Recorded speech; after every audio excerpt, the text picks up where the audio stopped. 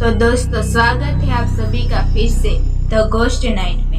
तो दोस्तों आपने आगे कहानी में सुना कि कैसे बंजारन अपने परिवार के यादों में तालाब में कूदकर अपनी जान दे देती है। तो दोस्तों चलते हैं आगे की कहानी की ओर कि क्या हुआ।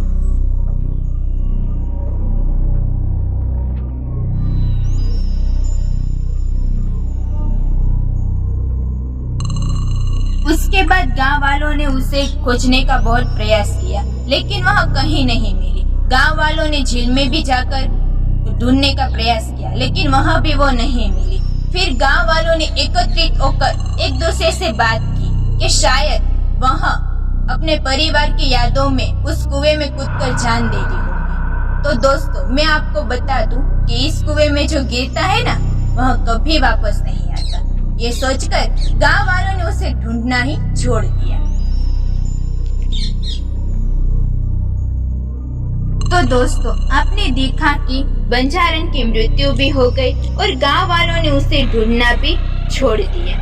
लेकिन बंजारन की मृत्यु के बाद ठीक कुछ सालों के बाद या कुछ महीनों के बाद गांव ने एक नया रूप ले लिया। जहां एक समय में तालाब और झील हुआ करते थे, वहाँ आज छोटे मोटे घर बन गए थे और कुछ ही दिनों के बाद वहाँ लोग भी रहने आ गए थे। अभी तो फिलहाल कुछ नहीं हुआ, लेकिन ठीक 3 महीने के बाद रोज रात को हर बार ठीक 2 बजे वहाँ रहते लोगों को रोने की, हंसने की, झांझर की आवाज सुनाई दी। लोगों को ये आवाज सुनकर लगता था कि शायद कोई महिला ज्यादा दुखी है, इसीलिए हमें उसकी मदद करनी चाहिए। ये सोचकर वहाँ घर से बाहर आते, लेकिन जैसे ही वहाँ घर से बाहर आते तो झांझर की, रोने की और हंसने की आवाज बंद हो जाती। फिर वहाँ अंदर चले जाते। फिर उनके साथ रोज ही ऐसा होने लगा। रोज उनको ऐसे ठीक 2 बजे आवाज आती थी। इस बात से वहाँ रह रहे लोग बहुत परेशान थे और उन्होंने एक बार गांव में पंचायत बुलाई और गांव में पंचायत बुलाकर इस बात का कुछ सलूशन ढूंढने की कोशिश की। लेकिन दोस्तों मैं आपको बता दूं कि इस बात का कोई भी सलूशन नहीं मिला।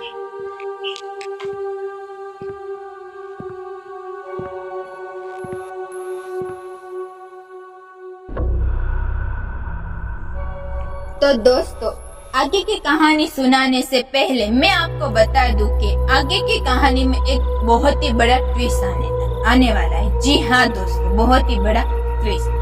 और ये ट्विस्ट ये है कि इसको सुनकर आपके मन में भी सवाल पैदा हो कि ऐसा कैसे हो सकता है, ये सब झूठ है। लेकिन दोस्तों मैं आपको साफ साफ बता दूं कि यही सच है। जैसे कि दोस्तों हमें रात को 12 बजे के बाद बाहर निकलने के लिए मना किया जाता है, वैसे ही हमें दोपहर के 2 से 4 बजे के बीच बाहर निकलने के लिए मना किया जाता है। तो दोस्तों चलते हैं हम अपनी आगे की कहानी के ओर। तो चलिए दोस्तों, कुछ ही दिनों के बाद एक लड़की की नई शादी हुई। एक दिन नवविवाहित वधू दोपहर के 2 बजे कपड़े धोने के लिए तालाब पर गई। उसके साथ एक छोटी बच्ची भी थी। उस नवविवाहित वधू ने उस छोटी बच्ची को कहा कि मेरे साथ चलो।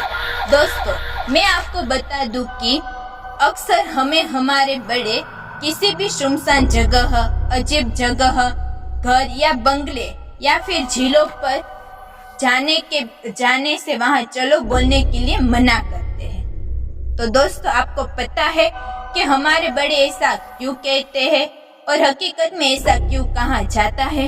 तो दोस्तों मैं आपको बता दूं कि पृथ्वी पर कुछ ऐसी जगह होती है जहां नेगेटिव एनर्जी का वास होता है। नेगेटिव एनर्जी यानी कि एक बुरी शक्ति। जैसे हम कोई नेगेटिव एनर्जी जहां मौजूद होती है वहां हम चलो बोलते हैं तो उस बुरी शक्ति को लगता है कि शायद वह हमें बुला रही है। लेकिन हकीकत तो ये है दोस्तों कि हम हमारे साथ चल रहे हमारे दोस्त या फैमिली मेंबर्स को बुलाते। लेकिन दोस्तों ऐसा हम समझते वह नेगेटिव एनर्जी नहीं, क्योंकि नेगेटिव एनर्जी को ऐसा लगता है कि शायद वह हमें अपने साथ बुला रही है। और ऐसा ही कुछ नवविवाहित वधू के साथ भी हुआ। उस नवविवाहित वधू ने चलो बोलते ही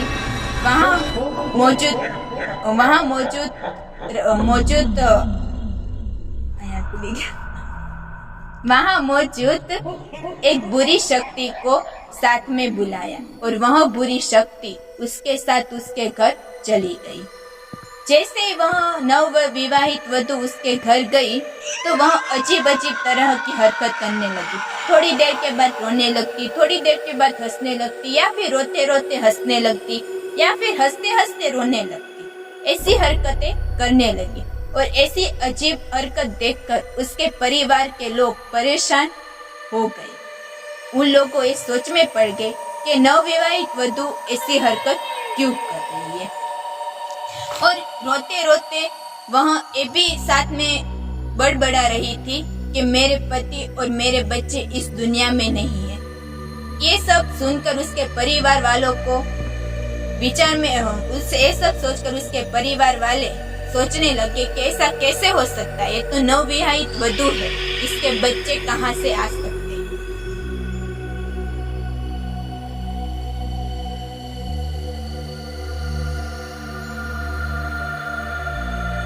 इतना कहकर वहाँ रोने लगे। नवविवाहित दुल्हन ऐसा व्यवहार क्यों कर रही है। फिर यहाँ बात एक एक कर पूरे गांव में फैल गई और एक दिन पूरे गांव वाले इकट्ठा हुए और एक दूसरे से इस प्रॉब्लम का सलूशन ढूंढने की कोशिश की। उसमें से एक आदमी ने कहा कि मैं ऐसे तांत्रिक को जानता हूँ जो बहुत ही शक्तिशाली है। तो गांव वालों ने उस आदमी की बात मान ली और उस शक्तिशाली तांत्रिक को बुलाया। शक्तिशाली तांत्रिक दूसरे ही दिन आया और उसने उस महिला के सामने देखा और उस महिला के सामने देखते ही उसने तुरंत कहा कि तुम कौन हो। महिला कहती है कि मैं एक बहुत ही दुखी बंजारन महिला हूँ। तब तांत्रिक कहता है आप ऐसा क्यों कह रही है। फिर वह अपने साथ हुई पूरी घटना के बारे में बता रही थी। तब तांत्रिक ने कहा जो हुआ वह तो भगवान की मर्जी है, हम इसके खिलाफ कुछ भी कर नहीं सकते। आपका परिवार तो इस दुनिया में नहीं है, लेकिन इस दुल्हन के बारे में तो सोचिए, इसका तो परिवार इस दुनिया में है। आप उसे इस तरह से कैसे परेशान कर सकते हैं। मैं आपसे हाथ जोड़कर कहता हूँ कि आप इसका शरीर छोड़ दीजिए। तांत्रिक का ऐसा कहकर ही वहाँ बंजारन उस महिला का शरीर छोड़ देती है। उसके बाद वह दुल्हन अपने परिवार के साथ सुखी सुखी रहने लगती है। तो दोस्तों, कैसी लगी आपको हमारी श्रापित तालाब की कहानी कमेंट करके जरूर बताएं। तो यही अपनी कहानी को हम विराम देते हैं। तब तो आप अपना ध्यान रखिए और अपने परिवार के साथ खुश रहिए।